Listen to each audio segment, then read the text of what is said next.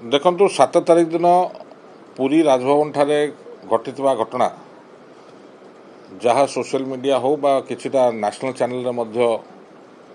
ये कथा रिपोर्ट करा जायछि जे माननीय ओडिशा राज्यपाल जे पुओ अछंती ललित कुमार से जने सरकारी कर्मचारी एएसओ तांको से गाली गुलज करने सह माड़ मारिया घटना सामना को आछि एवं अत्यंत दुखदायक घटना कि जड़े सरकारी कर्मचारी को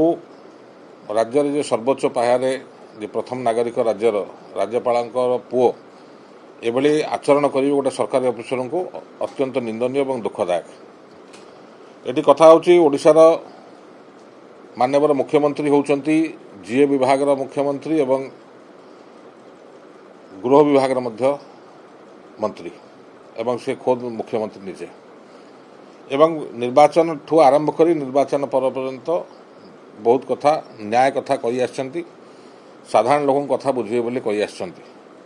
मोर आपण जरिया माननीय मुख्यमंत्री को निवेदन हम जेहेतु से गृह और जीए डिपार्टमेंटर मंत्री कि तांकर अधीनस्थ जन कर्मचारी राज्य सरकार कर्मचारी एएसओ असिस्टेंट सेक्शन ऑफिसर से कार्यरत थिले माननीय राज्यपाल पुरी भवन रे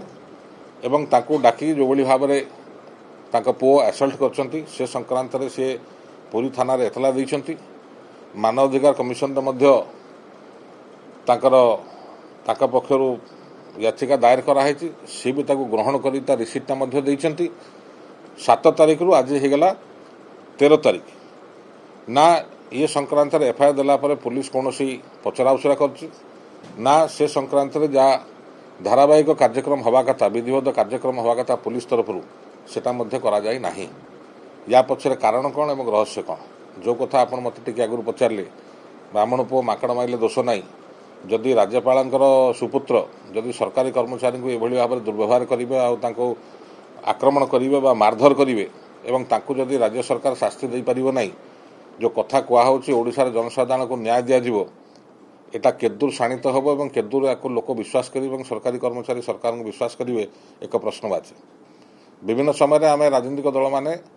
आम कर्मकर्ता माने ब्लॉक स्तर तो हो कि तहसिल हो कि जिला स्तर में अनेक समय सरकारी ऑफिसर सांगे तेरीमेरी होता है किंतु दृष्टांतमूलक भाव में जेबे भी एभली घटना घटी चाहे जिलापाल हूँ चाहे एसपी हूँ तत्कालीन मुख्यमंत्री हूँ सबुबले विहित कार्यानुष्ठान ग्रहण करा जायछि किंतु अद्यावधि सरकार ये घटनावली पर चुप कहीं एक सन्देह सृष्टि करुच्ची एवं सरकार का आचरण पर एक प्रश्नवाची सृष्टि करुच्ची। तेणुकर मुझे आपन जरिया माननीय मुख्यमंत्री निवेदन करी कि ये छोटिया कथा नुहे छोट कर्मचारी हो पारती किंतु कथाटे छोटिया नुहे तेणु ये जिनस को आखि आगे रखी तांका कर्तृपक्ष बा पुरी एसपी को से हिसाब से निर्देश देवा दरकार डीजीपी ओडिशा निर्देश देवा दरकार ये विषय में जहाँ कार्यानुष्ठान ग्रहण करा कथा ताकू ओडिशार जनसाधारण अपेक्षा करछंती कि कौन राज्य सरकार या विहित पदक्षेप नौछंती।